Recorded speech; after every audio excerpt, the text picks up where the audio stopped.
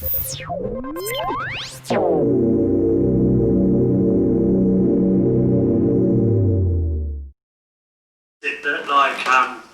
you know about that's just more than suspect, or you have proof on? Because there's many of these conspiracies from things like David Icke, Alex Jones.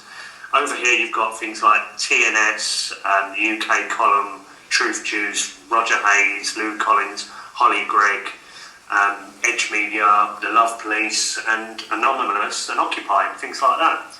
So do you know anything about any of them labels? Oh, do you know what? All of the above. Let me take this to as far as I can by saying you need to understand that control isn't always overt. I think that's one lesson we have learned from David Icke, is that often control is covert, and that often means that some people are being used as blind instruments and they're not even aware of it. But it's for us, the awake and aware population, who are learning to discern the truth. And I've been around the mill a few times, so I've worked with lots of interesting people. I can certainly see where these elements have crept in, and they are manipulating these people, and these people are being used in certain ways. So let me put this to you another way. Okay, you've got all these people who propose to be writers and journalists of the alternative media. Every single journalist, okay, that is officially called a journalist, that works for a media agency, a mainstream media agency, okay, first off, most of them have defense clearing, military defense clearing, okay, they actually will have a military defense identification, which means that they are actually considered agents of intelligence. So that is, if you want to draw the link to what's gone on with your telephone hacking scandal in the UK, all right, that actually, and I've been trying to say for a long time, that is a good example of how actually I believe mainstream media is actually more intelligence-based than it is sort of media-based. But hang on, intelligence has always been about controlling the population, and intelligence controls all media. So of course, the journalists are working for the intelligence agencies, and we have to then see them, all right, as intelligence operatives. You don't, and I've recently worked with Dr. Judy Wood, and she said to me, they planned 9/11, you don't think they planned the cover-up? If you don't like the lie behind door number 1, they show you the lie behind door number 2. And we have to keep going until we sort of find something that goes, oh, hang on, that kind of makes a bit more sense, because a lot of it is being put out there to distract us from the deeper truths. And yes, there are definitely people, a lot of the people you've mentioned, who have big question marks, and I have lots of proof, and I've put out lots of articles and evidence, information, and various YouTube footage tapes. Please, if anyone wants to check them out, do. And you can see how I've, over time of working with these people, built up this file of information with regards to certain people that categorically put them in a situation where we, the public, are questioning them, because they are certainly not working towards the best interests of humanity with what they're doing, specifically by manifesting and profiteering of the truth movement, which ultimately we need to be working away from a monetary system, not taking more money from those people we're trying to help. And that is the bottom fundamental orientation people need to get their heads around. There are people, and the first one I want to speak about, you've just had him on, and I'm ashamed that Ian Crane couldn't actually be bothered to face me, because I've opted many times to have an intellectual debate with him regarding this, and he won't take me on, because he won't win. He knows I've got all the evidence. He knows I'm holding all the cards. And what evidence is this? Because I don't know the full ins and outs. I saw something that you posted up a while ago, a little blog on Facebook, something to do with the TV channel or something, but I didn't get the full picture, so in your words. Ian Crane, the full picture is not too hard to find. As I mentioned, we own a little media company. We build websites, I make commercials and stuff, within this little business that we have, to keep us going in this 3D world we still live in. But the simple fact is, with our business, we actually have some very sophisticated software scanning equipment, which scans websites, because we need it for the business to build websites for various companies. And we can scan websites online to see what links they've got attached to them, what links need to be brought over to new sites, etc. Very technical, but bottom line is, we scanned Ian Crane's website. It's not even a website, it's a web shop. Okay, that's what it comes up in Google search. It's a web shop. It is not even an information platform with information on it and a web shop attached. It's just a web shop. And in fact, if you look at the app icon for Ian Crane's web shop, it's actually a little square with a trolley in. All right? So let's start there. Before we actually get into the hard evidence, let's look at the basics, the fundamental orientations of moral belief. You know, are we here to educate people, or are we here to profit off them? And to be honest with you, when you question Ian Crane about some of the deeper layers of the conspiracy realm, which I cover in great detail in my work and through my various evidence and in my books, and yes, I am pointing the finger directly at Rome, you won't hear Ian Crane utter a word. In fact, he will not get into it.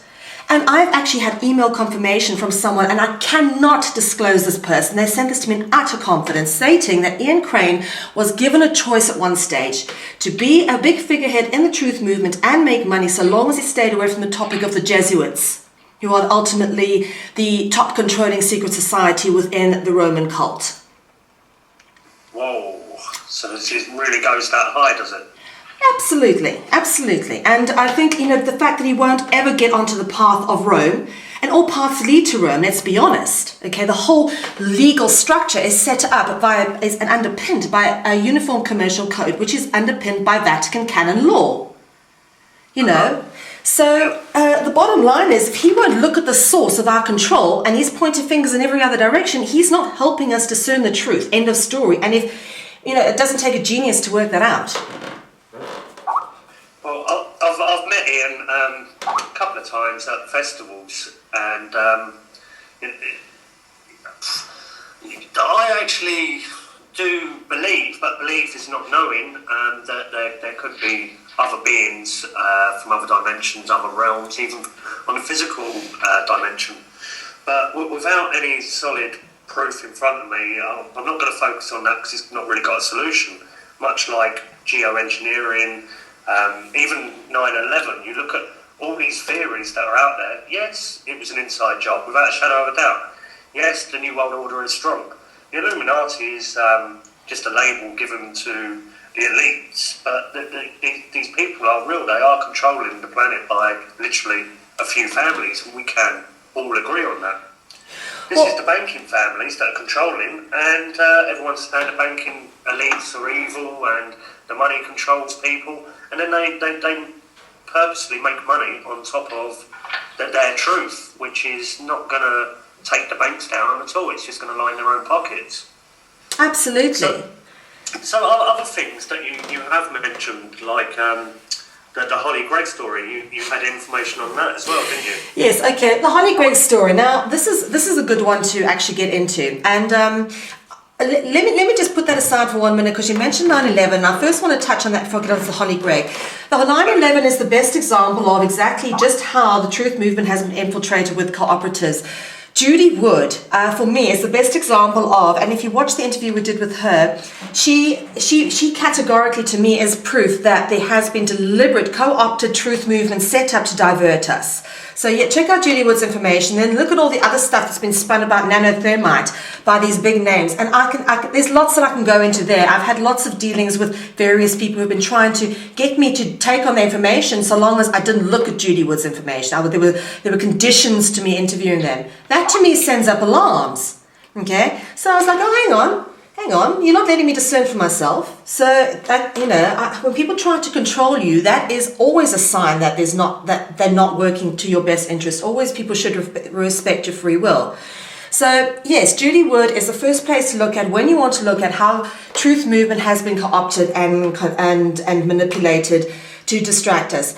But going on to the Holly Gregg thing, which is an important thing, especially for people in the UK, because I think, you know, there was such a frenzy and such a huge support whipped up and so much money made campaigning for this Holly Demands Justice campaign. And even myself, I raised my own funds, and at the time I was living on the floor of a house that I was squatting. To get the money to go over to Edinburgh from Holland, I mean, was like 2 weeks worth of food money that we had to save up. And I was adamant I was going to go. So I went off to meet Robert Greene, and I went off to this conference in Edinburgh, the Wake Up Call conference. And when I got there, they wouldn't let me in the front door. I was just told that I wasn't welcome at the conference, given no explanation why, after having been invited there by email. Anyway, nonetheless, the next day, Robert Greene and Jim Core met me at the hotel in Edinburgh, and I got an interview with Robert Greene.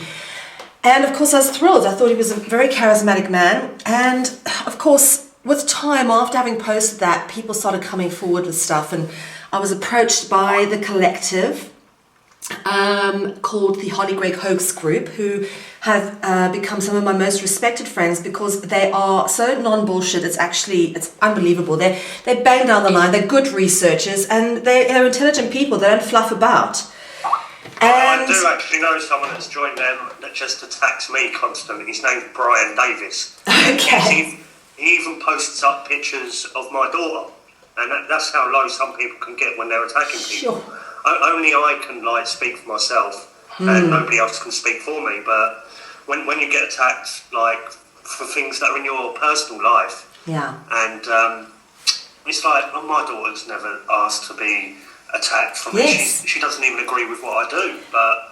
To be honest with you, it's not right of them to bring in your personal life. And, talking about Ian Crane, I used to be a professional model, made quite a good living out of it for some years in London. And I was one of the top plus size models in London. I was the most booked model in 2007. I was actually nominated for Model of the Year. I didn't win. But what I would say is Ian Crane went and got hold of one of my old modeling pictures, stuck them up on his Facebook, and started tearing into me and really being very nasty, saying that how can you take this woman seriously as a journalist, when she's got photos like this. And it was a naked photo of me, but it was from behind of me looking back over my shoulder. You could see my naked bottom and my little tattoo just on my lower spine, but you couldn't see any, of the front. It was a positive body image piece. It was a feature I was doing. It was nothing pornographic or glamour or distasteful. It was done as a positive body image piece. I love my body, I love my curves kind of thing. And he took the mickey out of it on Facebook, and he has absolutely no right to delve into what I look like or my personal physical being or my family.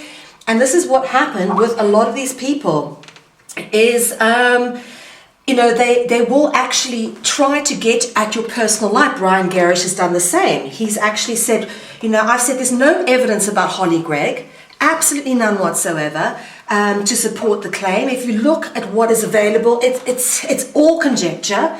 And he says, well, Mel, I believe you've been abused. Provide evidence that you've been abused, or I'm starting the Mel V Hoax Group. So this is the mentality of people we're dealing with, is that it's a one-upmanship kind of mentality. It's not, okay, the greater good of all mentality. It's about, I have this little island, I've got to protect it. There's income, prestige, and sort of an external locus of identity, which is my public persona that I have to protect. And at all costs, I'm going to do that, even if it means taking unnecessary and personal jabs at people, their misery, their suffering, or, being small-minded about certain things. They will do it. And this is what I have to say, is these people are being put up on a stage, paraded in front of everybody as these purveyors of truth, when actually they're some of the most corrupt souls and nasty people out there. And do we really want to be putting them in that position? Yeah, that's the whole thing. It's like, if the revolution is being orchestrated, it's looking more and more like, to me anyway, and I'm quite welcome to let Roger Hayes come on the show, and I've asked him a few times. I'd love him to come on and speak to me about it, because he's got connections to UKIP. There was BNP at the Birkenhead raid where they tried to arrest a judge.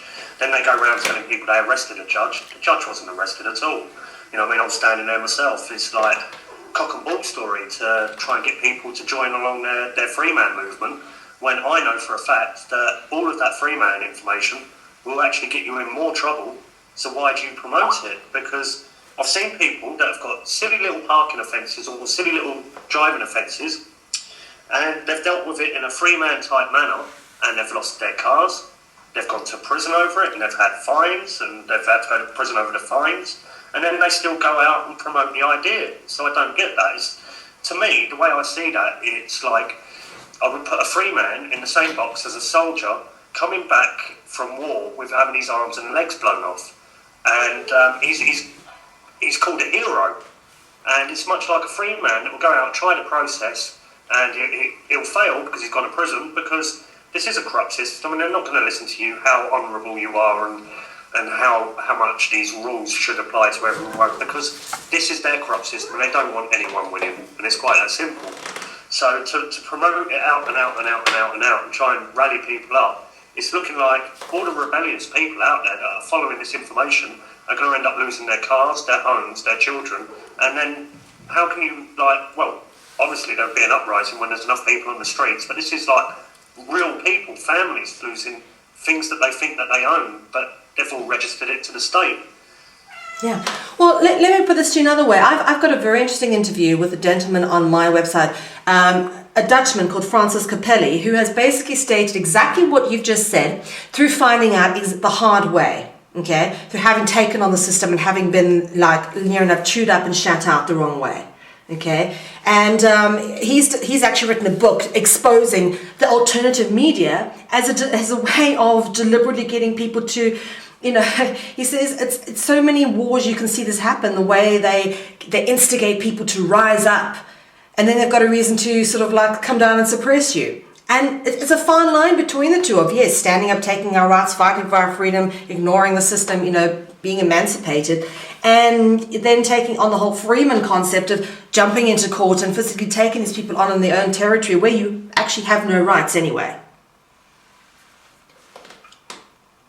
Sorry, I was just getting to the mute button then. Yeah, you're right there. It's like they create this body of rules and then they give you a load of rights.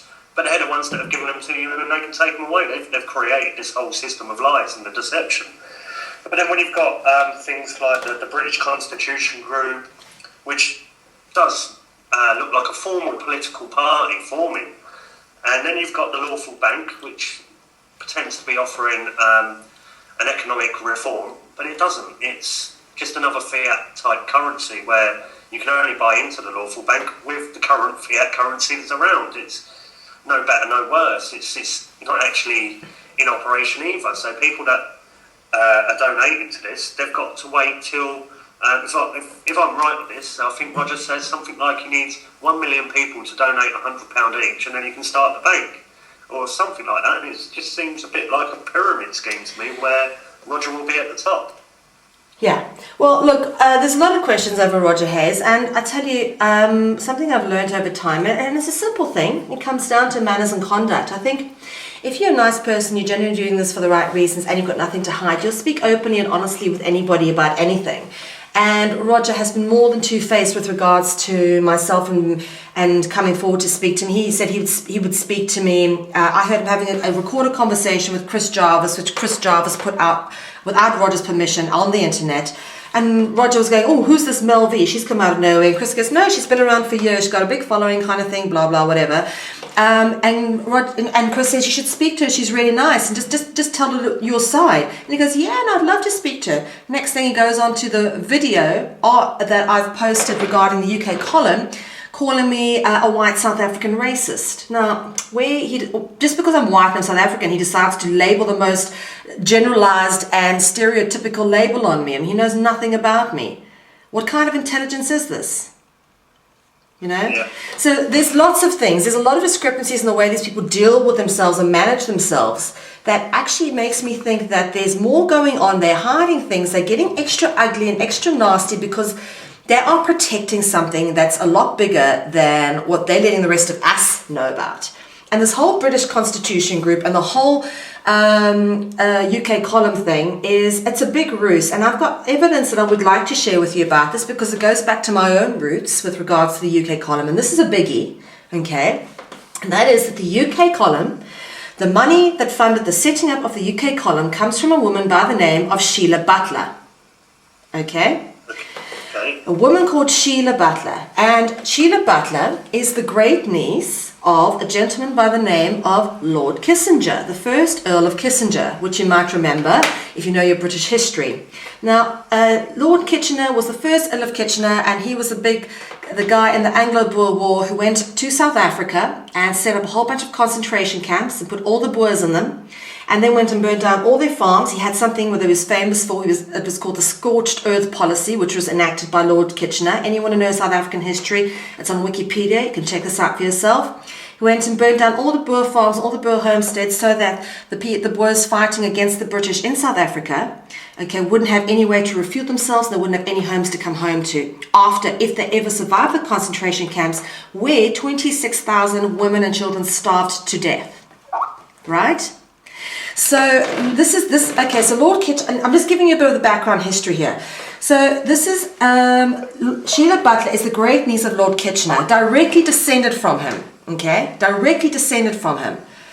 And she donated the money, but she gives funding to the British National Party. And I know from when I lived in London, I lived there for 9 years, and the British National Party are very xenophobic. And having been a South African living in London, I was always pretty put off by their attitude, to be honest.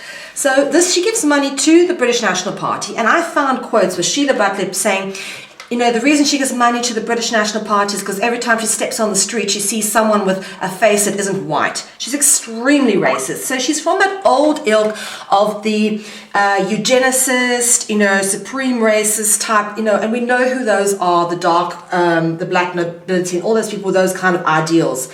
She fits in there. And then she's the person who's donating money to the UK column to set it up. Now, I would just like to say the money she donates, she has because of who Lord Kitchener was. He sat on the Queen's Privy Council, he had so many knighthoods, and he was responsible for annihilating the Boers in South Africa.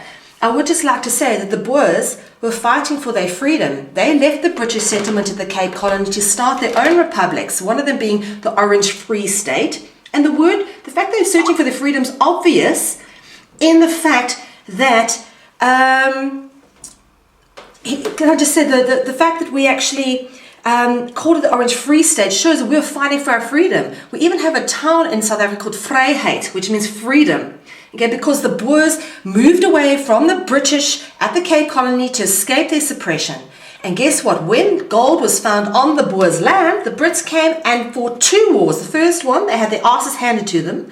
The second one, they came and that was more expensive, 5 times as expensive as the Gulf War, okay? And the same cost combined of the First and Second World War to Britain is what? The Second World War, which happened in South Africa from 1901 to 1903, cost Britain. They were so desperate to get the resources of South Africa, the gold and the diamonds, that they spent an absolute fortune, okay? Killing off the Boers, which are my ancestors. I have ancestors who were killed and died in concentration camps. And this is the money that has gone into setting up the UK column. And people want to know why I've got such a big issue with the UK column. They don't think it's a big deal that genocide money has set up this thing. Because most British people, of course, wouldn't take the sides of the Boers, okay, because of the fact that they won the war against the Boers. So it's difficult to get people in Britain to understand and empathise with this stance. But genocide is genocide. It doesn't matter what nationality you are. It's wrong.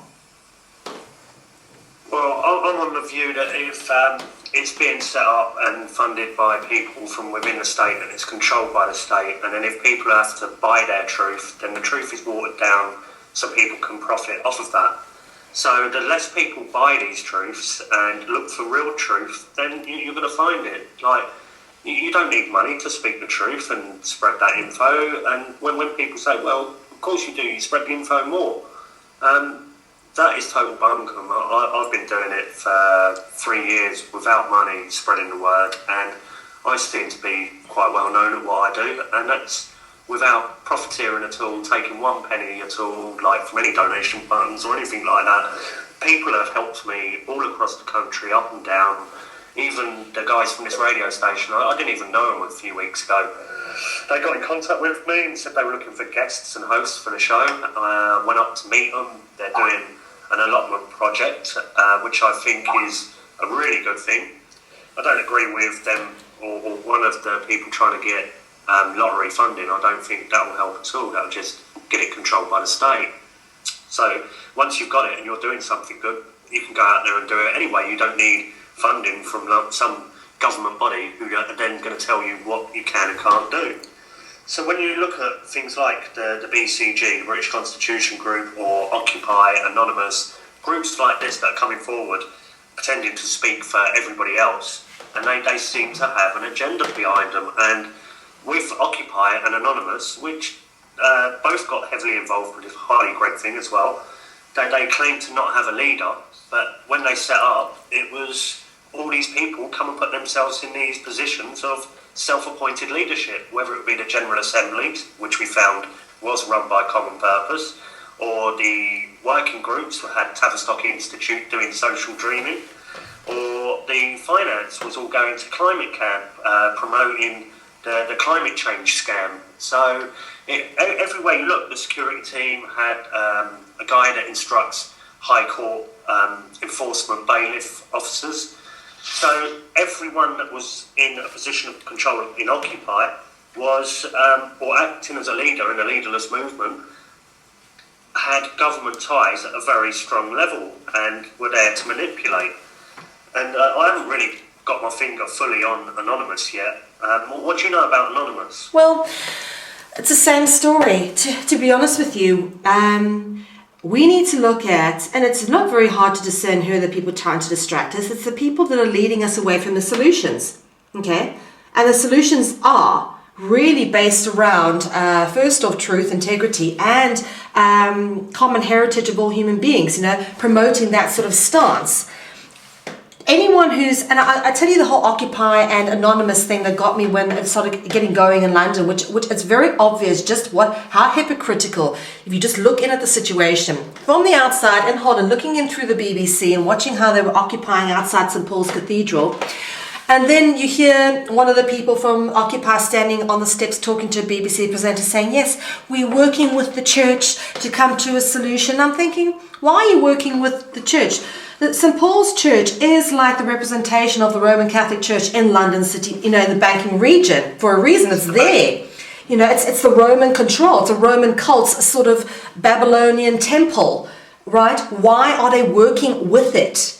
They should be occupying inside of it, not working with the church. I just didn't understand why they were pointing fingers away from the culprits. Anyone that points the finger away from Rome is deliberately working to distort the truth.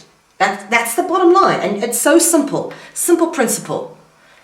Because I think the simple solutions, because people that find out this sort of stuff are all caught up in the system anyway. They're locked in. People seem to think that they need money to live because they've been programmed their whole life to stick in this old Roman civil law system of having that middleman, i.e. paper and silver coins, to use instead of your skills or bartering or anything else you've got. Yes. And I don't see how people that are going to support the church as such. Right, this is one thing that happened down at Occupy. I called it the failed pussy riot. When they had their reunion for their birthday, they set up with the church that they were allowed to do a talk inside St. Paul's on a Sunday service. Wow. So, hang on. Yeah, right. So you know how strong this is. St. Paul's Cathedral allowed a group of protesters to do a talk inside St. Paul's. My word. So they've done their talk and everything, and then at the end of her speech, 4 of them have got up and chained themselves up to the barriers. And I've got some cracking footage that I need to edit and put up because I've got my camera out and started filming, and one of the guys that works in the church, a verger, came over to me and he said, sorry sir, no filming in here please, no filming. And I said, well, what about all of them people over there that have got cameras and filming? And he said, oh, they've all got licences from the chapter house. Do you have a licence from the chapter house? I said, no, I don't need one, this is from Sony. And he goes, well, I've already spoken to you, I'm going to leave it at that now. And he walked away. But when you look at that, Occupy had to go through the chapter house and get a licence for all them people to film. Also, the BBC, ITV, Sky News, they were all there inside with their permits to film in there. So this was a little job between the media, Occupy and the church. This is a government operation. Yes. To manipulate people, to control them in a fake revolution. And when people kick off, they can take all their rights off them and eventually even put them in martial law, RFID chip. Who knows what's coming? That's a brilliant story, Dom. Do you know what? That absolutely typifies exactly the hypocrisy. The fact that the church is supporting them shows that they're working in coordination with the devil. Yeah, it's like, well, I don't know if you know about the stuff that I was doing down Occupy St Paul's in London and Finsbury Square and Bank Yes, of Ideas. I saw some of the footage. Yeah, we exposed that the Bank of Ideas was a registered limited company. Yes, I It's saw been all of dormant that. since 2009. It became live when they opened it up. We found so much about this place. The Tavistock Institute's headquarters is literally a 2-minute walk up the road. So these are the mind manipulators of the world. And I said to people, it feels like you're living with 10 Darren Browns down here, because people were down there manipulating people. And I'm watching it, but I've got no proof who these characters were until I started finding out and naming names, like i.e. Saskia Kent, who was running the General Assemblies. I've got a question coming. It's been asked a couple of times, and Sure. sorry, we've been free-flowing. But somebody said, ask her about Israel, whatever that means. Israel. It's a very big topic. Can you be more specific about that? What do you want to know? Prajna, if you'd like to type in a little bit more on that. Well, I'll give you, if you want to give me more specifics, type in, and I'll give you what I would really like to share about this topic. And that is, first off, we must stop using the word Zionism. Okay? And the very simple reason is that Zionism, if you look it up in Wikipedia, comes up with the definition of Jewish nationalism. Now, I've grown up, I'm not Jewish, I'm not any religion. In fact, but I have been around a lot of Jews my whole life, and a lot of them actually just don't give a damn about this whole Israel thing. They just, want to practice Jewish tradition, raise their families, and just get on with life. They're very annoyed that their religion is being used for political motivations. And to be honest with you, the word Zion comes from the word Sion, which is son. All right, and Sion actually is a Catholic order, the Priory of Sion. If anyone's seen the Da Vinci Code, they'll know the Priory of Sion was an order of the Roman Catholic Church. The Zionists, or whoever people are labeling those people are as Zionists, are nothing more than papal court Jews. They're Catholic Jews. I call them cashews. So when we're pointing fingers at the Jews and blaming them for everything, all we're doing is feeding into the confusion. And you go walking through the streets of New York, they'll all tell you, oh, there were no Jews in the World Trade Center. That may very well be true, but that was probably orchestrated so that people can say there were no Jews in the World Trade Center, because for years the Jews have been hung out and have taken the brunt. They've been the kicking dogs of the Roman cult, whilst being, paraded around as the bad guys. But it's the same. America at the moment is being paraded around as the bad guys. But America, because all they do is manufacture and export arms. That's the only thing they export. They are a war state. But we are looking at them saying they're the bad guys, but they're being manipulated from Europe. You with me? So these Catholic Jews, are they nuts? It's a very good question. Let's if you want to go to the deeper levels of this, what I would say is that what is being done by the deeper, darker levels of the controllers, however they may be, whatever they may be, all right, they're doing it because, and I've got a book coming out called The Covenant of Salt, which will explain this in more detail. They have a duty to anchor the darkness on this planet to facilitate our evolution.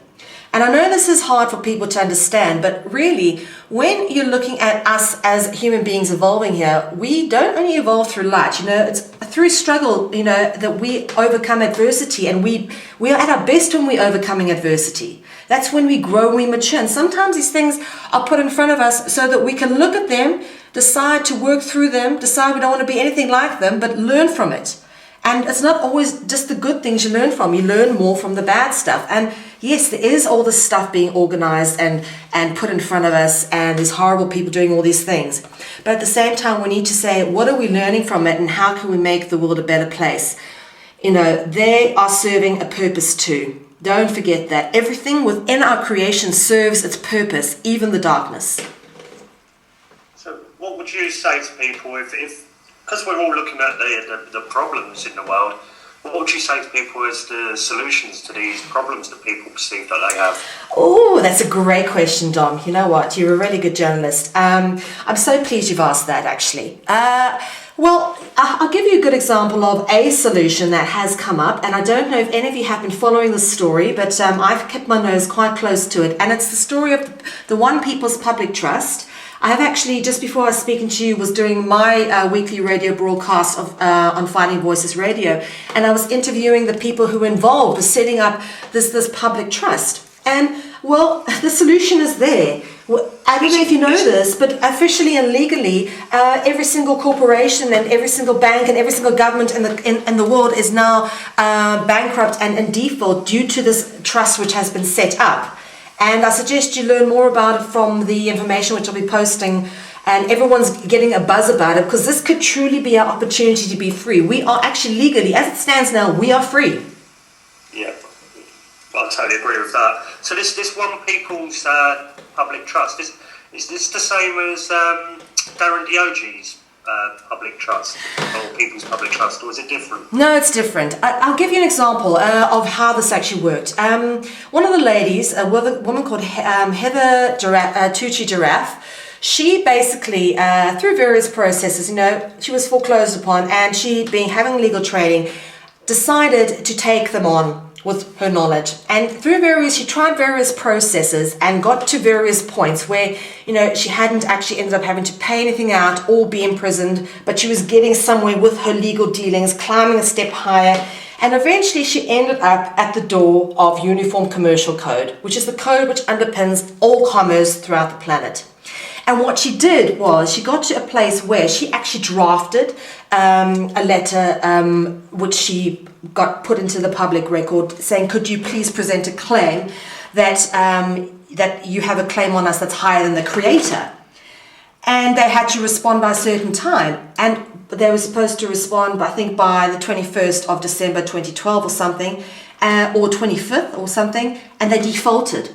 So by their own legal system, they are now in default. And the entire Uniform Commercial Code hasn't in fact been turned on its head, which means, think about this, every government and every bank, all debt has been wiped out legally, technically, officially, but we just don't know it yet. Yes, and they're setting up, they've got these ideas about these creative value activation centers, which they're setting up online systems by which our value is used in trade and commerce. And what they said is the last thing we need to do is actually take all the money of the world and redistribute it to all the people, because the people at the very top, they're very smart. They'll have all that money back in 5 years. We've got to get rid of the current monetary system altogether and use what's real value, not fabricated theoretical liability on paper. So do you think that can come about in this current climate? When $1 million question. God, I hope so. The way I see it is basically when you've got these powers that be, these elites that have set up this system for thousands of years, and they've been controlling people covertly as well as overtly, pretty damn well. Now, I recognise the corruption, and I don't think there's too much I can do about it except speak my truth and expose what is going on. On top of that, where I recognise the corruption, I decide not to use it. I don't use banks.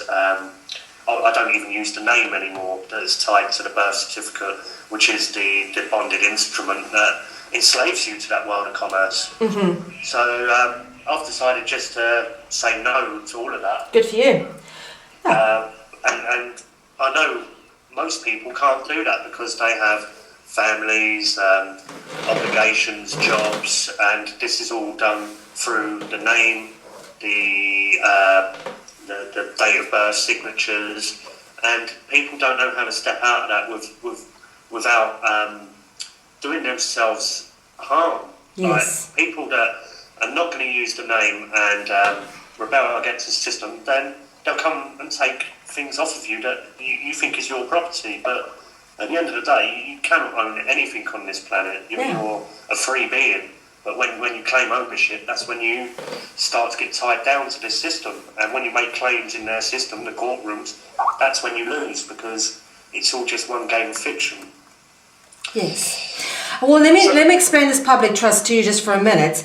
The bottom line with this public trust is that it's actually been set up in such a way that all you have to do, if you have somebody coming onto foreclosing on you, sending a bill, what people have done is they've downloaded the templates from the public trust website, which I've supplied to you guys, okay? And they basically said, sorry, you've been foreclosed upon. I'm now dealing with your trustees because everything on the planet is now owned by the People's Trust. This is how big this is. It's huge. It's a massive story. Massive to get your head around. But please look, I've sent you the information. It is just breaking in the last month. I've just had these trustees on to speak to me. It's incredible what they've managed to do legally. Legally, these people don't have a leg to stand on if they come for you. They don't, because you know what? They can't foreclose on you for your property. They don't even own it anymore. Yeah, I understand all this, but like when you've got 10 bailiffs at the door with a few police officers who are all ignorant of this information, and they have a procedure, and they think they're doing the right thing by their jobs. How could you explain it to 10 bailiffs when they're about to smash your door in and kick you out under a court order, which is totally fraudulent? To be honest with you, it shouldn't get to that point. You should be filing these claims before you have bailiffs banging down your door. Most of the time they'll leave you alone after that because they have not got a legal leg to stand on. They can't legally sanction they can't legally get a bailiff to go to your front door if they know that your property is not even owned by the people who are trying to get it from you.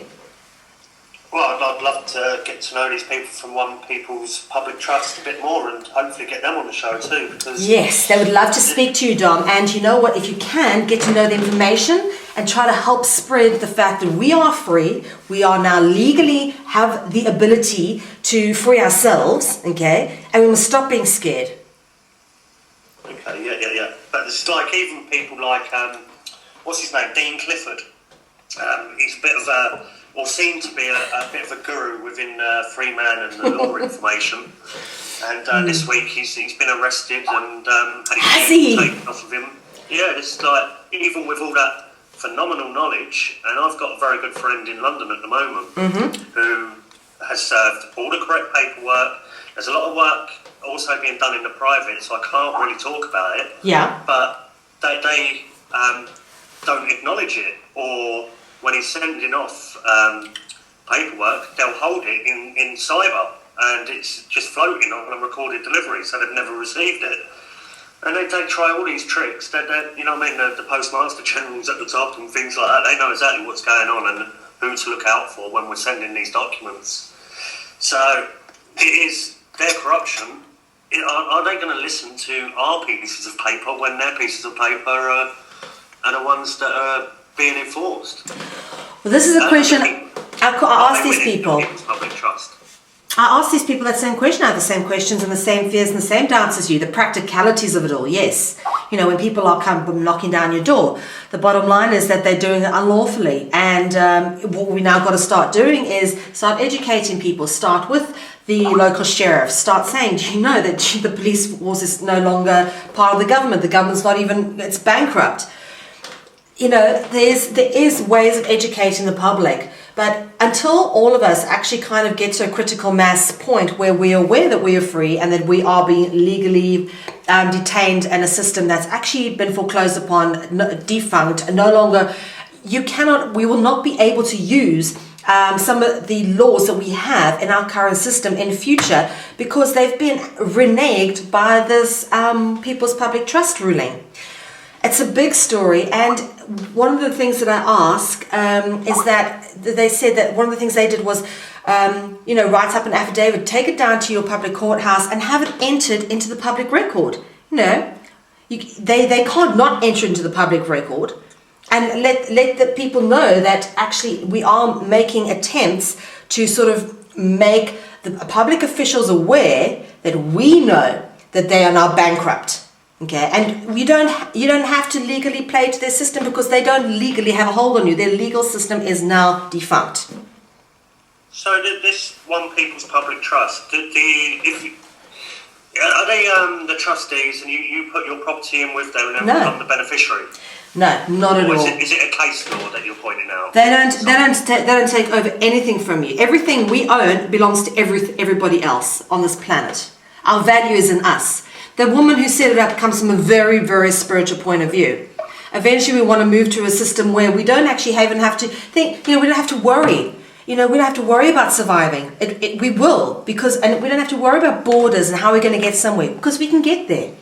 We don't have to think about the money anymore. That's what every decision is based on. And you know what? I think it is literally just round the corner with what they've done. And I don't know how legitimate it'll be once the powers that be get hold of it and start tearing it apart. What I'm saying is what they've done is groundbreaking. They've done something no one else has ever done, which is challenge the Roman cult's claim on us as their possessions, which no one has ever done before.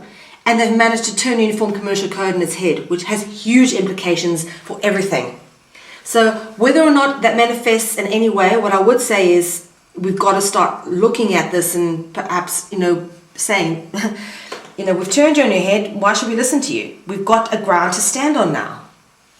So let me tell people what that website is. It's www.peoplestrust1776.org. Yes. And people will find all the information Mel was talking about on that. Yeah.